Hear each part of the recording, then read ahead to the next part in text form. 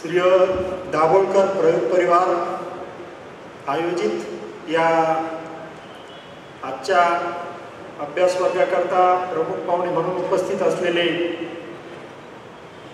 सन्माननीय साहेबराव तात्या, त्याचप्रमाणे दाभोळकर प्रयोग परिवार पुरस्कार देऊन ज्यांचा आपण सन्मान केला ते माननीय दत्तात्रय नानासाहेब काळे, त्याचप्रमाणे या ठिकाणी उपस्थित एन डी पाटील पिलिवकर, शीतलदास सेठ, वसंतराव माळी, डॉक्टर कोळसे पाटील, रावरी कृषी विद्यापीठ आणि देवेंद्र राठी, आणि या ठिकाणी आपण सर्वजण उपस्थित दाभोळकर प्रयोग परिवारचे सर्व सदस्य आणि मान्यवर शेतकरी,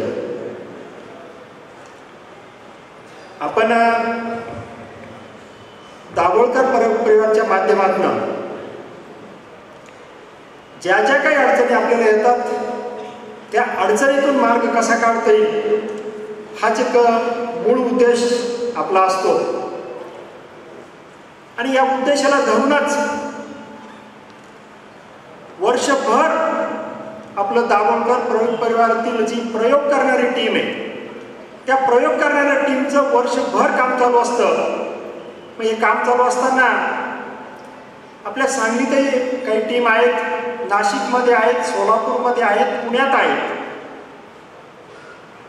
आपण प्रत्यक्ष इथं जे काही लेक्चर होणार आहे ते सर्व लेक्चर आपण आपल्यातलेच ते जे काही प्रयोगवीर आहेत, प्रयोग करणारे शेतकरी आहेत की ज्यांनी 5-5 वर्ष, 2-2 वर्ष, 4-4 वर्ष, 10-10 वर्ष प्रयोग केलेले आहेत. आणि काही प्रयोग असे चालू आहेत का कदाचित ते पुढच्या 4 वर्षांनी त्याचा आपल्याला इथं डिस्प्लेवर आपल्याला सर्वांसमोर सादर करायचे.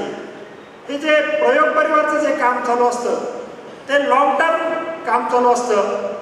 कुठला तरी एक प्रयोग सादर करायचा म्हणजे काहीतरी असं आम्हाला वाटलं किंवा असे रिझल्ट आले असा प्रकार इथं अजिबातच नसतो. आपल्या एप्रिल छापणी चर्चासत्रात एक महत्त्वपूर्ण प्रयोग सादर केला. त्या प्रयोगावर त्या शेतकऱ्याचं 10 वर्ष काम चालू होतं. आणि 10 वर्ष काम चालू असल्यानंतर जेव्हा तो प्रयोग आपण सादर करतो त्यात अगदी त्या जो शेतकरी सादर करतो आणि आपण सर्वजण अगदी ठामपणे छातीला हात लावून सांगू शकतो का हे असंच होणार. आणि या सगळ्या मागे उद्देश हा असतो की आपले खर्च कसे वाचतील. आपल्याला या सगळ्या सध्याच्या मागच्या वर्षीची जर परिस्थिती आपण जर बघितली तर संपूर्ण महाराष्ट्रभर त्यातली त्यात नाशिकमध्ये प्रचंड पडझड झाली द्राक्षाच्या दराची. आणि आपल्यापुढे एक प्रश्न उभा राहिला. अनेक शेतकऱ्यांचे 2-2, 2.5 लाख रुपये खर्च झाले आणि 1 लाख 1.5 लाखापर्यंत पैसे झाले किंवा काहीला ते सुद्धा झाले नाही. आणि ही अशीच परिस्थिती चालली की जशी आज इतर पिकांची परिस्थिती तशी पिकांची परिस्थिती तशी आपली परिस्थिती व्हायला अजिबात वेळ लागणार नाही. ह्या सगळ्या गोष्टी समजून घेऊन आम्ही याच्यावर सोल्युशन काढायचं, याच्यावर उत्तर काढायचं.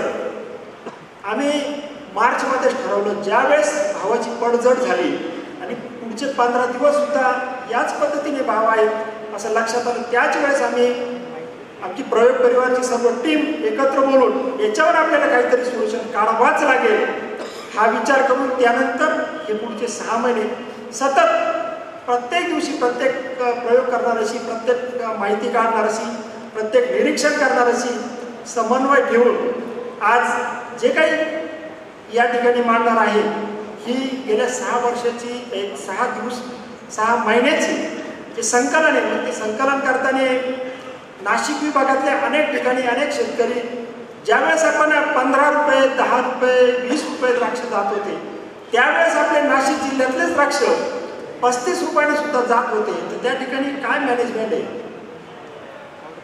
सोलापूरमध्ये काय, सांगलीमध्ये काय, पुण्यात काय, या सगळ्या गोष्टींचा समन्वय साधायचा, एकत्रित आणायचा आणि त्यातून चांगल्या चांगल्या गोष्टी आपल्यापर्यंत पोहोचवायचं काम आम्ही गेले 6 महिने करत होतो आणि त्याचाच परिपाक म्हणून आपण या ठिकाणी नव्या व्हरायटीची डिमांड होऊ राहिली, लांब व्हरायटीची डिमांड होऊ राहिली. तर नव्या ज्या लांब व्हरायटी सोनाका आणि सोनाकाच्या तत्सम व्हरायटी ते आपल्याला वेगवेगळे ऑप्शन तयार झाले. मग कुठली व्हरायटी लावायची, कुठली योग्य, या संबंधीची माहिती करता आपण सांगलीचे अनिल पाटील यांना त्या ठिकाणी ते गेल्या 4 वर्षापासून ते काम करतात, तेही आपल्याला या ठिकाणी मार्गदर्शन करणार आहेत. त्याचबरोबर आपल्या द्राक्षाच्या भावाची जी पडझड झाली, प्रत्यक्ष मार्केटमध्ये जाऊन विकणारे का ज्यांचा आतापर्यंत 30 वर्षाहून अधिक काळापासून अनुभव आहे आणि ते भारतातल्या अनेक मार्केटमध्ये, बांगलादेशमध्ये माल पाठवतात, असे व्यापारी का मार्केटला काय पाहिजे, कुठला माल जर दिला तिथं तर आपल्याला भाव मिळणार आहे, असे काही व्यापारी आपण बरेचसे ऐकले का नाशिकचा माल बरोबर नाही म्हणून सांगलीला जाऊन माल खरेदी करायचा आणि तिकडून पाठवायचा, असंही झालेलं आहे.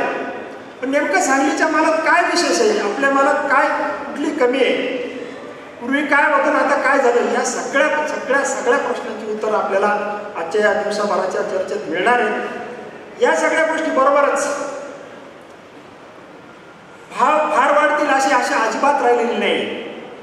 या परिस्थितीत आपल्याला आपल्या द्राक्षाचे खर्च कसे कमी करता येतील या संबंधीचे सातत्याने प्रयोग चालू असतात. मग ते अन्नद्रव्य व्यवस्थापनात आहेत, इतर वेगवेगळ्या गोष्टीत आहेत, त्या संबंधीचे प्रयोग आपल्याला या ठिकाणी ऐकायला मिळणार आहेत. यासारखे अनेक प्रयोग आपल्याला किंवा अनेक संकलनं आपल्याला, अनेक निरीक्षणं आपल्याला या ठिकाणी समजणार आहेत. दर्जेदार द्राक्ष निर्मिती करता काय काय एकत्र केलं पाहिजे हे सुद्धा आपल्याला या ठिकाणी समजणार आहे. हे सर्व करत असताना याची सुरुवात आपण एक 10 वर्षापूर्वी या प्रयोग परिवारातील चर्चासत्राची या अभ्यास वर्गाची सुरुवात केली होती. त्या अगोदर दाभोळकर प्रयोग परिवार अस्तित्वात होता, एकमेकांशी समन्वय साधला जात होता. साधारणपणे 8 ते 10 वर्षापूर्वी आम्ही एक 15 लोक रामचंद्र भाऊ यांच्या मळ्यात हा अभ्यास वर्गाकरता जमलेलो होतो आणि त्यानंतर हे प्रयोग करण्याची उभारी वाढत गेली. प्रयोग करणारे शेतकरी जोडले गेले, जोडत आहेत आणि त्यातून आपल्याला जे काही कमीत कमी खर्चात आणि दर्जेदार कसं देता येईल या संबंधीचा आपण सातत्याने विचार करीत आलो, करीत राहणार आहोत. हे सर्व करत असताना अनेक लोक म्हणतात आम्हाला प्रयोग परिवारामध्ये सामील व्हायचं आहे. तर त्यांच्याकरता आपण या ठिकाणी ज्यांना कोणाला प्रयोग परिवारामध्ये गट स्थापन करून सामील व्हायचं असेल, त्यांच्या अडचणी असतील त्या अडचणीवर आपण प्रयोग करून त्याचं सोल्युशन वर्ष लागेल, 2 वर्ष लागेल, पण हमखास त्याचं सोल्युशन देण्याचा प्रयत्न आपण या ठिकाणी करतोय.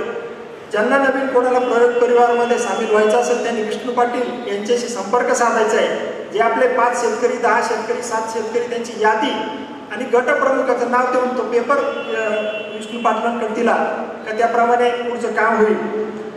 हे सर्व करत असताना आपण जूनमध्ये जो शेतकरी संप झाला,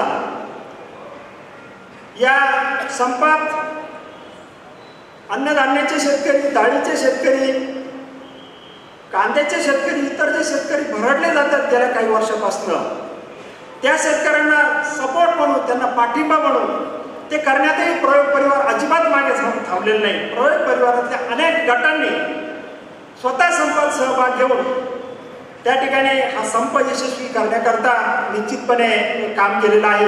त्यांचंही या ठिकाणी अभिनंदन करतो.